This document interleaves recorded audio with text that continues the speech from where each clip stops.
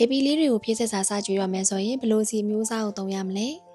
ဟယ်လိုမာမီနဲ့မဒီနေ့မှာတော့ကလေးဖြည့်ဆက်စာစကြွေရမယ်ဆိုရင်လိုအပ်တဲ့3သင်းနဲ့စီမျိုးစားလေးတွေကိုပြပြပေးချင်ပါတယ်အဆုံးတစ်ခုကတော့တန်လွင်စီပါဒီလိုတန်လွင်စီလေးတွေကကလေးနှလုံးကျန်းမာရေးအတွက်ကောင်းမွန်တဲ့စီဓာတ်တွေပါဝင်တဲ့အပြင်အစာကြည်လွယ်ပြီးတော့အုံနောက်ဖွံ့ဖြိုးမှုလည်းကောင်းမွန်စေပါတယ်ဒုတိယတစ်ခုကတော့နှမ်းစီပါ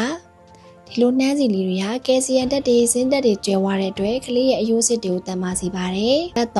ဆွိုင်းပြီးဝိုင်းလို့ခေါ်တဲ့ပဲပီဆက်စီပါဆွိုင်းပြီးဝိုင်းလေးတွေကအိုမီဂါ3 fatty acid တွေကျွဲဝတဲ့အတွက်ကလေးရဲ့အုံနောက်ကိုလည်းဖွံ့ဖြိုးစေပါတယ်နံပါတ်4နေကြစီ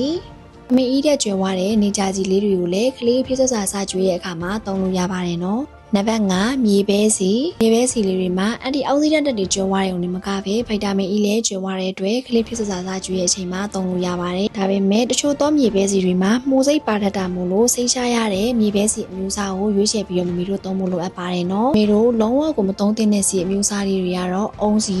ဒီလိုအုံးစီလေးတွေကပြေးဝစီများတဲ့အတွက်ကလေးငယ်တွေအတွက်အစာရှည်ဖြစ်ရခဲ့နိုင်ပါတယ်ဒီကူကတော့စားအုံးစီပါလိုစားအုပ်စီလေးတွေကလည်းကလေးမပြောနဲ့လူကြီးတောင်လုံးဝကိုမစားသင့်ဘူးနော်အခုကတော့အချို့တော့ဟင်းရွက်စီတွေပါ